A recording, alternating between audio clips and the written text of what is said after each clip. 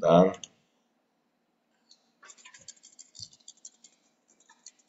Siap foto apa gitu ya Bapak dan Ibu ya. Nah ini sebentar.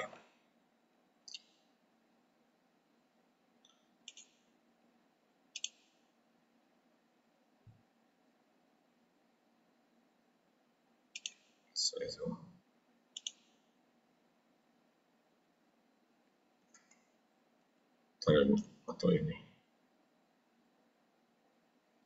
mungkin ya. Ini mungkin terlihat ya Bu ya. Jadi kalau Bapak Ibu memperhatikan atau mengikuti ya, jadi di Israel itu hari-hari inilah ya, hari-hari ini tuh persisnya itu mungkin hari Selasa atau hari Rabu gitu ya, dan mereka itu ada hitungan yang berbeda ya. Jadi kalau di hari Israelnya hari apa gitu ya, dan di hari berikutnya hari apa lagi, maksudnya di luar negeri itu harinya geser sehari gitu ya. Tapi ini adalah hari yang besar, hari yang penting ya, namanya itu Shavuot Bapak dan Ibu. Nah Shavuot ini apa Bapak dan Ibu ya. Nah jadi kalau Bapak dan Ibu perhatikan ya, jadi setahun itu mereka itu, bangsa Israel itu ada 3 hari raya besar yang seluruh bangsa Israel, seluruh laki-laki itu harus datang ke Yerusalem Bapak dan Ibu ya. Jadi itu ada 3, yaitu Paskah, yaitu kedua Shavuot atau Pentakosta, dan Sukot, hari raya Pondok Daun ya. Nah ini kita ini pas di hari raya Shavuotnya ya, dan Shavuot ini di perjanjian baru itu memang menjadi Pentakosta ya, tapi saya rasa Pentakosta ini kan sudah cukup sering lah kita bahas gitu ya. Jadi saya lebih tertarik atau tergerak lah ya untuk membahas supaya kita ini tidak ketinggalan berkat-berkat dari sisi bahasanya tuh akar Ibrani ya, kita sebut sebagai akar Ibrani ya. Jadi ini kalau Bapak dan Ibu lihat ya, ini bulan 1 kira-kira bulan Maret. Nah itu ada Pesak atau Passover ya, ketika bangsa Israel itu keluar dari Mesir ya. Nah ini merupakan nubuatan daripada apa, daripada kematian Tuhan Yesus yang menyelamatkan umat manusia dari dosa ya. Nah terus ada hari raya buah sulung dan hari raya Pentakosta ya. Jadi 50 hari setelah, ya lebih kurang seingat saya setelah kematian Tuhan Yesus ya, atau kebangkitan lah, mungkin saya salah, kebangkitan itu ada Pentakosta di mana Roh Kudus dicurahkan ya. Jadi saya ini nggak terlalu detail ya Bapak dan Ibu, saya usahakan memberikan gambaran yang menyeluruh saja ya, supaya ini kita mengerti gitu ya, bahwa ini kalau Bapak dan Ibu lihat di sini ya, perlu lihat ke layar ya, itu hari-hari raya itu terbagi 2 macam ya. Ada hari-hari raya di musim semi dan hari-hari raya di musim gugur ya, dan itu tahun pertanian itu ditutup di musim gugur ya. Jadi Paskah itu melambangkan, menubuatkan kematian Tuhan Yesus ya.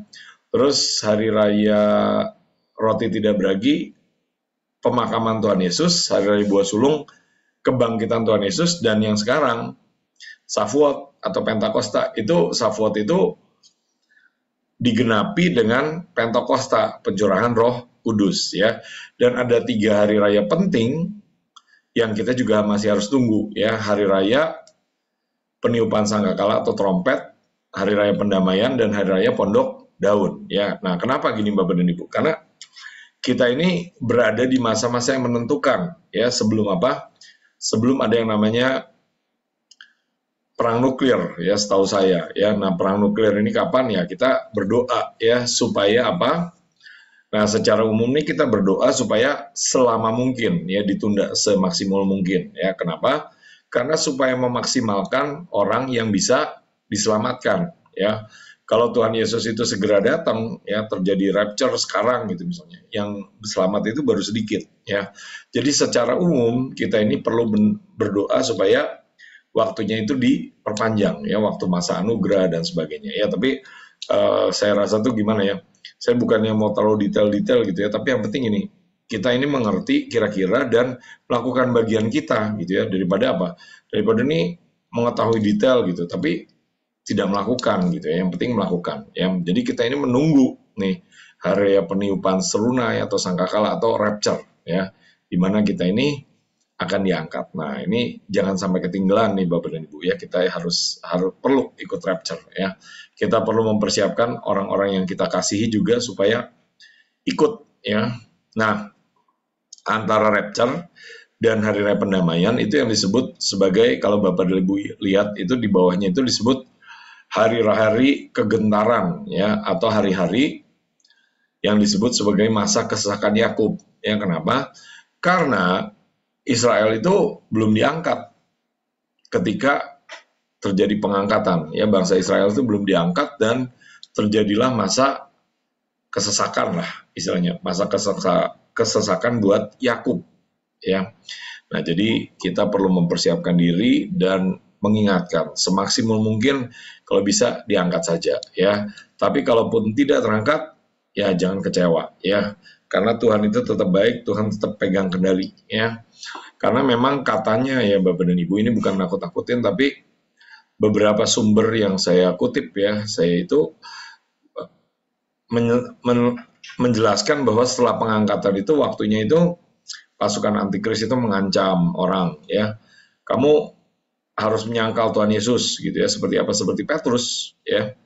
Dan seperti Petrus juga ya banyak yang menyangkal gitu ya. Tetapi ada orang yang tidak mau menyangkal ya ditembak ya atau dibunuh gitu ya. Nah, tidak menyangkal tapi tetap selamat ya. Oke. Nah, jadi Bapak dan Ibu, kita ke halaman berikutnya ya. Jadi Hari Raya Shavuot itu merupakan nubuatan yang digenapi pada Hari Raya Pentakosta ya. Tapi kan kita ini pada kenyataannya ini menggunakan kalender yang tidak sama ya. Jadi kita itu sudah merayakan Pentakosta ya di bulan Mei lah seingat saya ya. Tapi bangsa Israel itu baru merayakan Shavuot itu sekarang ya.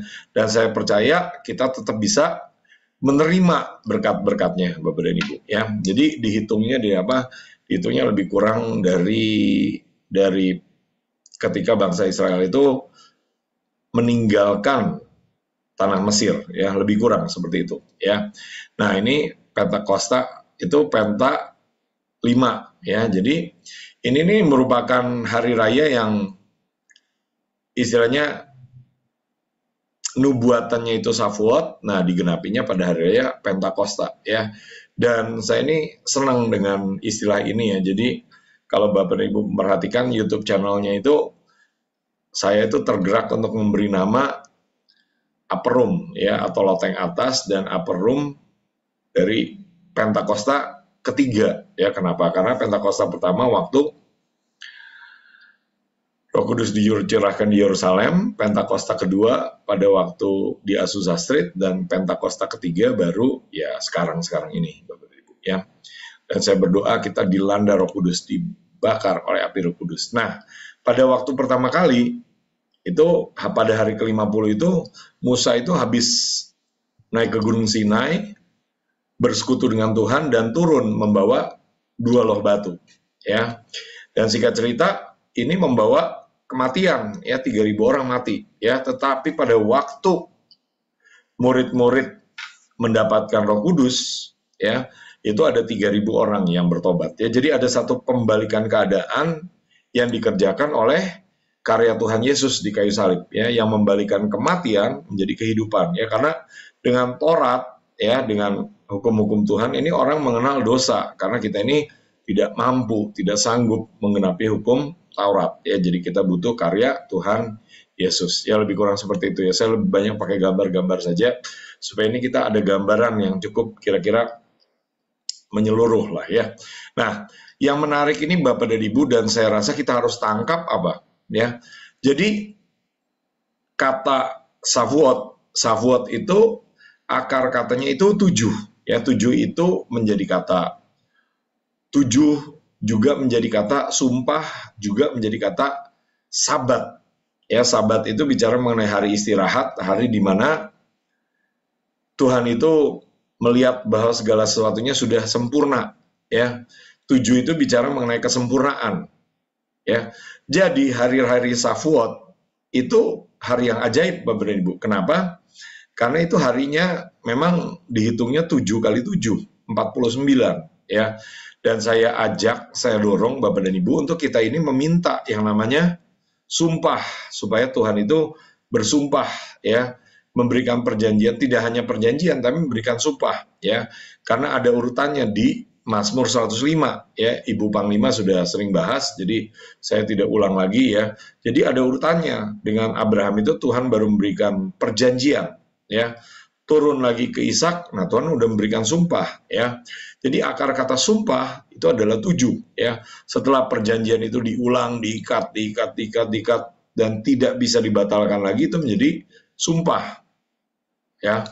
Jadi mungkin gimana ya, mungkin analoginya ya, cuma analogi saja ya, tapi ya menurut saya belum terlalu tepat lah ya analoginya antara orang masih pacaran gitu ya dengan sudah mengikat pernikahan gitu ya, mungkin seperti itu ya. Tapi itu belum terlalu pas juga, karena sebenarnya covenant atau perjanjian itu akar katanya memotong ya. Jadi itu sebenarnya suatu kata yang kuat sekali gitu loh. Kenapa? Karena orang yang melanggar itu akan hancur gitu atau terpotong ya. Itu istilahnya pengertiannya ya. Jadi jangan memandang enteng yang namanya perjanjian Bapak dan Ibu ya.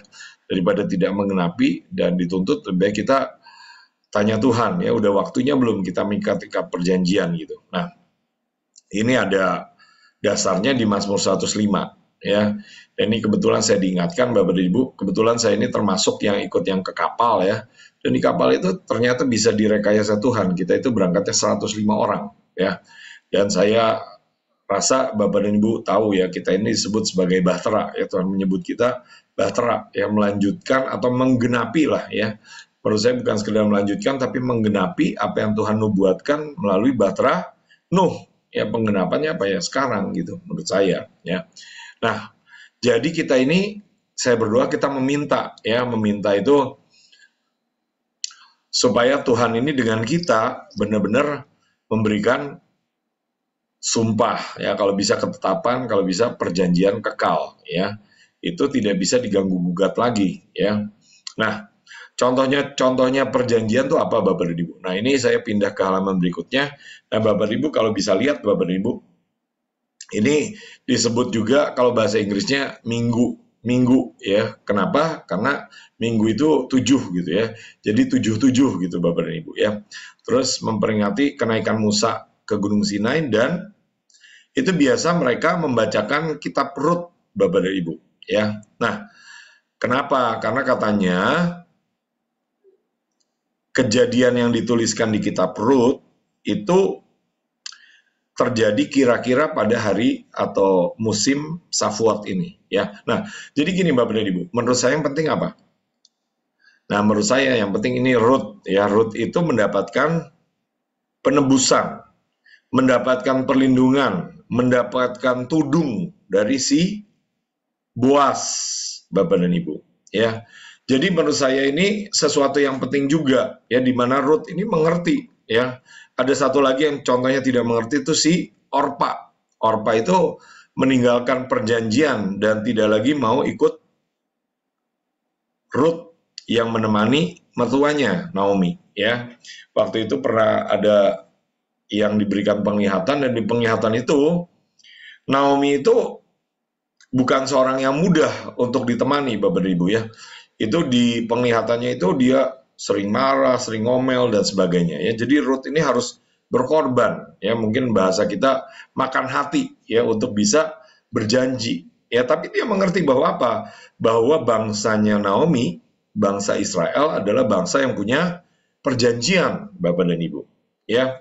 Jadi apapun yang terjadi dengan Israel gitu ya Bapak dan Ibu, mari kita tetap doakan Bapak dan Ibu ya. Kita mintakan supaya ada pendamaian, ada pengampunan. Bukan berarti semua yang dibuat Israel itu baik atau benar Bapak dan Ibu ya.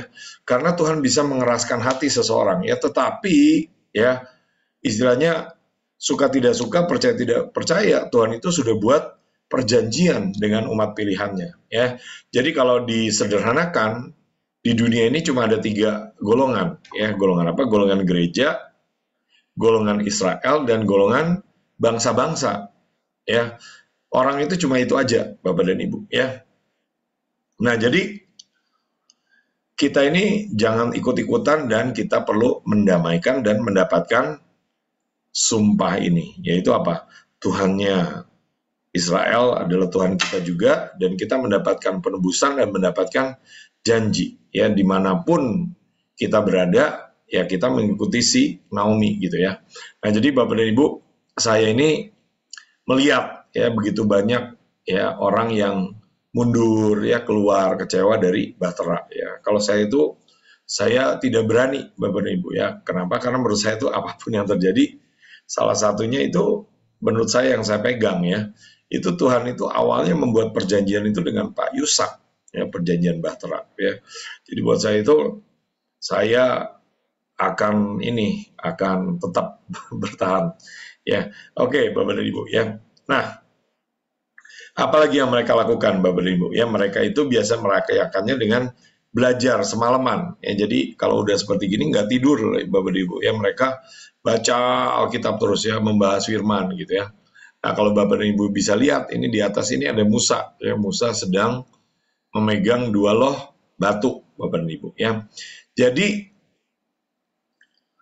dua loh batu itu berlanjut dengan kemarahan Musa ya, karena bangsa Israel tidak sabar ya. Lalu Musa naik lagi ke Gunung Sinai ya, mengajukan pendamaian ya. Terus Tuhan belum berikan jaminan, Musa turun ya setelah 40 hari. Nah, terus Musa naik lagi ya. Jadi Musa itu naik total 3 kali 40 hari 40 malam Bapak dan Ibu ya, setidaknya menurut saya ya. Bapak dan Ibu bisa cek lagi. Dan setelah di hari ketiga di hari ke-120, Tuhan itu benar-benar mengadakan pendamaian, mengadakan hari Yom Kippur ya. Nah, jadi kita juga harus minta Bapak dan Ibu supaya apa? Keluarga kita, kota kita bebas daripada kutuk-kutuk keturunan ya, bebas daripada tuntutan iblis Bapak dan Ibu ya. Kan iblis bisa menuntut ya, oh karena bangsamu begini, kotamu begini, nah jadi tuntutan, jadi celah, jadi menutup berkat, jadi langit tembaga di atas kita. Nah, kita karena itu perlu memintakan ampun dan pendamaian ya. Dan mereka itu memberikan persembahannya istilahnya persembahkan unjukan lah ya, karena cuma ditunjukkan gitu ya. Nah, dan yang kita bisa pelajari ya, kalau di hari raya Paskah itu rotinya tidak beragi ya, lebih seperti crackers gitu ya, kalau Bapak dan Ibu pernah nyoba ya. Nah, tapi kalau di sini rotinya ini beragi ya. Jadi ini katanya melambangkan apa? Melambangkan pemulihan atau persatuan antara gereja dan Israel ya, dipersatukan menjadi satu gitu katanya ya. Jadi ya lebih kurang seperti itu. Tapi yang penting kita dapatkan ya janji-janjinya ya. Nah, jadi saya ulangi nih Bapak dan Ibu ya. Hari-hari ini Tuhan berikan sumpah ya, dan sumpah itu kita perlu minta ya. Ada beberapa penglihatan ya bahwa apa? Orang yang mendapatkan sumpah itu terikat dengan Tuhan ya, dibungkus dengan tali, dengan perjanjian, sehingga apa? Tidak bisa terlepas lagi daripada Tuhan Bapak dan Ibu ya. Nah, ini menurut saya penting ya, supaya apa? Supaya misalnya Tuhan misalnya bersumpah kepada kita ya, kita diluputkan dari masa kesakan besar ya, kita diangkat ya, kita terikat dalam perjanjian Bahtera ya. Ada perjanjian-perjanjian lain, misalnya apa? Misalnya selama-lamanya ya roh Tuhan tidak meninggalkan kita, tidak meninggalkan anak cucu kita gitu, dan sebagainya ya. Nah, jadi Bapak dan Ibu boleh minta ya, mengajukan secara khusus. Nah, sumpah apa yang Bapak dan Ibu minta gitu ya. Nah, jadi saya mau bahas lagi nih Bapak dan Ibu mengenai tadi kan 7 kali 7 ya. 7 kali 7 kalau artinya bicara mengenai apa? Ya, Bapak dan Ibu bisa pelajari lagi mengenai namanya Yobel ya. Karena kalau menurut budaya orang Israel, tradisi orang Israel, 7 kali 7 atau Yobel itu bicara mengenai pembebasan hutang ya. Ada nggak nih Bapak dan Ibu yang masih berhutang dan belum bayar hutang? Nah, saya ada nih. Jadi saya ini perlu nih mengalami apa? Mengalami Yobel, mengalami penghapusan hutang ya. Kalau bangsa Israel tanda kutip itu menjual tanah, nah tanah itu harus dibalikan kepada yang punyanya ya. Karena bangsa Israel itu menganggap warisan itu tidak boleh dipindah tangankan, diperjualbelikan secara permanen. Ya, nah, jadi ternyata Bapak dan Ibu, saya percaya ada juga bagian kita, ya kan, kita ini pengen, ya siapa yang pengen bebas utang, saya pengen nih. Nah, tapi ternyata saya percaya itu ada juga bagian kita, ya kenapa? Karena Tuhan itu bertanya kepada Petrus, Petrus bertanya kepada Tuhan, berapa kali aku harus mengampuni saudaraku? Ya, dan Tuhan itu menjawab jawaban yang mungkin menurut saya itu mengagetkan, karena mungkin Petrus itu mengira, oh cukup 7 kali, cukup 5 kali gitu ya. Tetapi Tuhan itu berkata 70 kali 7 ya. Dan ini angkanya mirip nih dengan apa? Dengan 7 kali 7 ya. Jadi 7 bicara mengenai kesempurnaan, kegenapan, kelengkapan ya. Karena bangsa Israel tuh angka itu dituliskan dengan huruf ya. Jadi ada kata namanya kata tamim ya. Ternyata tamim itu artinya lengkap. Ya, saya lihat itu di Alkitab itu nggak terlalu banyak sih, ada 3 kali gitu ya. Nah, lengkap, genap, selesai, sempurna, tuntas gitu ya. Nah, itu angkanya 490. Ya, jadi apa Bapak dan Ibu? Ya, salah satunya kalau kita mau mendapat penggenapan janji-janji Tuhan, kita juga nggak boleh menyimpan kepahitan. Kita harus melepaskan pengampunan sampai berapa kali? Ya sampai 70 kali 7 ya. Tadinya Petrus itu mungkin ya menurut saya nih, saya berpikir gitu. Siapa tahu Petrus ini berpikir, Tuhan Yesus ini nggak kira-kira ngapain mengampuni orang sedemikian banyak ya. Sedemikian berulang-ulang. Cukup 3 kali aja mungkin ya. Tapi Petrus nyatanya menyangkal Tuhan. Petrus sadar bahwa apa? Dia perlu pengampunan. Dia takut, dia nggak berani. Sekalipun sudah pernah berjalan di atas air, sekalipun sudah pernah lihat sedemikian banyak mujizat, bukan sekedar lihat, tapi dia juga bikin mujizat, Bapak dan Ibu. Tapi ternyata Tuhan Yesus Petrus itu masih takut, Bapak dan Ibu. Ya, jadi kita harus melakukan bagian kita, Bapak dan Ibu, untuk apa? Mengampuni. Ya, jadi kelengkapan, kesempurnaan itu terkait dengan pengampunan. Ya, dan ternyata kata Bethlehem itu artinya rumah roti. Itu angkanya juga 490 kalau dibaca ya. Dan kata kelahiran, nativity itu juga 490. Jadi apa nih? Ya Yesus itu turun dari surga menjadi manusia, menjadi bayi di Bethlehem untuk apa? Untuk mengadakan pendamaian, untuk mengadakan pengampunan. Supaya apa? Roh Kudus bisa turun dalam hidup kita ya.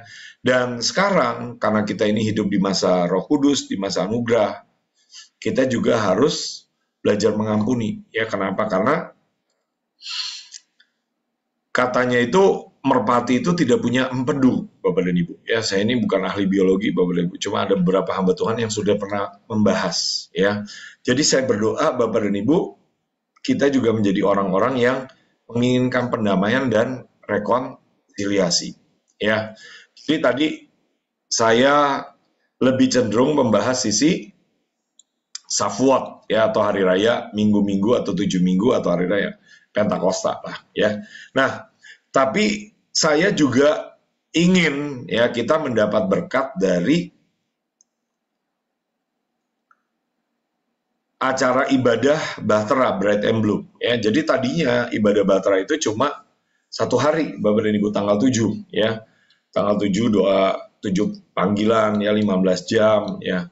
Nah, terus Tuhan itu menambahkan ya dengan tanggal 6, Bapak dan Ibu ya. Dan kalau kita Bapak dan Ibu tahu ya, mungkin ini ada yang pernah ke Manaim ya. Itu kalau kita ini antara ibadah di Manaim dengan ibadah di GWR itu kerjaannya banyak, Bapak dan Ibu ya, harus banyak memindahkan, harus banyak menyiapkan gitu ya. Jadi mungkin kerjaannya istilahnya mungkin bahasa saya itu 2-3 kali lipat gitu. Nah, ya. Tapi ya kalau dilihat itu tanggal 6 bulan 6 ibadah di GWR ya. Dan ternyata sebenarnya tadinya tuh saya tidak suka angka 6 ya, karena buat saya itu angka 6 tuh kayak istilahnya angka setan gitu ya. Kenapa? Kan ada angkanya tulisannya ya. Tanda binatang, bilangan binatang itu 666 gitu ya. itu bilangan seorang manusia gitu ya. Nah, di kitab Wahyu. Nah, tapi ketika di kapal itu saya mendapat rema, mendapat wahyuan. Perjalanan di kapal yang bagian kita itu 6 hari dan itu bicara mengenai penciptaan ulang. Ya, jadi Tuhan ini mau menciptakan saudara dan saya kembali, menciptakan ulang Bapak dan Ibu. Ya, yang tadinya sombong jadi diciptakan jadi rendah hati. Ya, buktinya apa? Buktinya itu ternyata di Alkitab itu cukup banyak ya yang mengalami penciptaan kembali. Ya misalnya siapa? Ada misalnya Yakub jadi Israel, ada Saulus jadi Paulus ya. Daud juga ternyata pernah ya. Jadi Daud itu tadinya di Mazmur 51 itu dikatakan dia dilahirkan dalam pelanggaran, dalam kesalahan ya. Kenapa? Entah mungkin ini hasil perjinahan, hasil perselingkuhan, nggak tahu juga ya. Karena di Alkitab tidak dibahas ya, tapi ada dugaan seperti itu ya. Buktinya apa? Buktinya kalau abang-abangnya Daud ini dihargai, diakui ya, dan diberikan pekerjaan atau mendapatkan pekerjaan sebagai tentara, ya, pekerjaan yang hebat. Tapi Daud itu jadi gembala, ya, pekerjaan yang rada-rada hina. Ya. Nah, jadi Daud itu diciptakan kembali, punya hati yang bersih, hati yang tahir. Karena dia tahu tadinya hatinya jahat, hatinya penuh dengan kusta, hatinya seorang pembunuh. Ya. Jadi itu ada di Mazmur 51, Bapak dan Ibu. Ya, dan buat saya itu sesuatu yang khusus. Ya, kebetulan tahun ini, saya ini umurnya 51, Bapak dan Ibu. Ya. Tapi ya saya percaya Bapak dan Ibu umur berapapun bisa menerima janji ini ya. Abram jadi Abraham, Sarai jadi Sarai ya. Ada Zakheus ya, tadinya koruptor gitu ya. Jadi orang yang murah hati. Ada perempuan Samaria yang tadinya pejinah, jadi penginjil yang memenangkan seluruh kota ya. Jadi hari ini Bapak dan Ibu, mari kita minta supaya apa? Supaya yang Saulus, yang Haman, ya, yang jahat-jahat itu Tuhan ciptakan ulang, Bapak dan Ibu ya. Bukan hanya sekedar kita saja yang ikut di ibadah Bright and Bloom, tapi kita bisa minta ya kota kita ya, biar itu jadi perjanjian ya. Saya banyaknya berdoa buat Jakarta dan Tuhan itu pernah berjanji ya, perjanjian air terjun, perjanjian kaki dian, perjanjian padang gurun menjadi kebun buah-buahan ya. Nah, jadi bagaimana Bapak dan Ibu supaya kita ini bisa dapat perjanjian ini, padang gurun menjadi kebun buah-buahan ya. Di Mazmur 104 ya, bila engkau memberi nafas kehidupan, semuanya menjadi hidup kembali dan dunia seperti baru, diperbarui kembali. Jadi, kita ini perlu diperbarui oleh Roh Kudus, Bapak dan Ibu. Ya, Roh Kudus perlu melawat kita, memenuhi kita. Ya, makanya tadi saya itu minta satu lagu khusus mengenai Roh Kudus, gitu ya. Dan nanti kita akan menyembah Bapak dan Ibu. Ya, dan secara khusus kita akan menyembahnya mungkin lebih khusus kepada istilahnya untuk mengagungkan, meninggikan pribadi Roh Kudus ya, karena ini masa Roh Kudus ya. Dan 6 itu bicara mengenai sesuatu yang sangat baik sebenarnya. Ya kenapa? Karena Tuhan itu habis menciptakan dan ciptaannya ini yang paling bagus ya. Kalau Bapak dan Ibu ngikutin misalnya contohnya menurut saya itu mobil ya atau jam gitu ya. Ada jam itu yang harganya bisa miliaran, ya ratusan miliaran udah banyak ya, mungkin puluhan miliar, ratusan miliar mungkin ya. Kenapa? Karena sedemikian mahalnya, sedemikian sulitnya gitu Bapak dan Ibu ya. Jadi ketika Tuhan selesai menciptakan manusia Adam di hari ke-6, Tuhan itu baru bilang, wih sangat bagus. Kenapa sangat bagus? Nah menurut saya ini karena ada roh Tuhan sendiri yang Tuhan hembuskan kepada manusia, Bapak dan Ibu ya. Jadi ayatnya di Mazmur 104 tadi ya. Jadi Daud juga ya setiap 6 langkah mempersembahkan korban ya. Jadi ini menurut saya bicara mengenai pemotongan ya, bicara mengenai menaikkan korban ya. Jadi biarlah biar hidup kita ini bisa sungguh amat baik Bapak dan Ibu, ya biar itu jadi janji bahkan sumpah. Ya, nah, terus saya ajak nih kita lihat sisi yang lainnya. Ya, tadi mengubah padang gurun menjadi kebun buah-buahan. Ya, saya tuh pernah diperlihatkan Bapak Ibu ya. Mana caranya mengubah padang gurun menjadi kebun buah-buahan? Nah, ternyata dengan menggali sumur ya di penglihatannya ya. Jadi saya doakan seorang teman saya, dia panggilannya Pilar. Nah, saya lihat itu dia ini di lingkungan yang berbatu-batu ya, padang gurun, padang kering ya. Dan dia ini menggali sumur seperti Ishak menggali sumur atau mungkin seperti Abraham menggali sumur ya. Dan di pertengahan itu sudah mungkin 2 meter gitu ya, dia menggali 1,5 meter, itu nggak ada hasil, nggak ada airnya ya, jadi dia tuh keletihan. Saya lihat tuh dia menyeka keningnya gitu ya. Nah, singkat cerita dia gali terus. Nah, tiba-tiba ketika sudah sampai tempat yang ada kedalaman yang ada airnya, nah air itu keluar, dan ketika air itu keluar, air itu mengubah semua padang gurun itu menjadi kebun buah-buahan ya. Jadi menurut saya ini satu yang penting nih Bapak dan Ibu ya, supaya untuk kita tahu. Nah, bagaimana caranya kita menggali sumur? Ya salah satunya cari Tuhan, ya cari wajah Tuhan, menyembah Tuhan Bapak dan Ibu ya. Nah, sekarang ke Bright ya. Nah, jadi Bapak dan Ibu juga saya percaya sudah mengikuti ya, mendengarkan berbagai penjelasan gitu ya. Nah, tapi ada satu ya menurut saya itu senang saya bahas ya, yaitu sisi apa? Sisi ketika Musa itu naik ke Gunung Sinai Bapak dan Ibu, pula turunnya itu mukanya bercahaya, mukanya terang, mukanya bright ya, seperti apa? Seperti Tuhan Yesus di Gunung Transfigurasi ya. Dan saya percaya ya, saya sangat percaya salah satunya kalau kita ini mau bright juga, mau terang juga, kita perlu bersekutu dengan Tuhan sebagaimana Musa bersekutu dengan Tuhan ya. Bersekutunya apa? Muka dengan muka ya. Saya ada bukunya Bapak dan Ibu ya, oleh penulis yang membahas bagaimana bersekutu itu muka dengan muka ya. Terus saya juga pernah diperlihatkan Bapak dan Ibu, ketika kita ini baca firman, nah semakin lama kita membaca Alkitab gitu, semakin banyak, nah muka kita itu juga menjadi makin terang, wajah kita menjadi makin terang Bapak dan Ibu ya.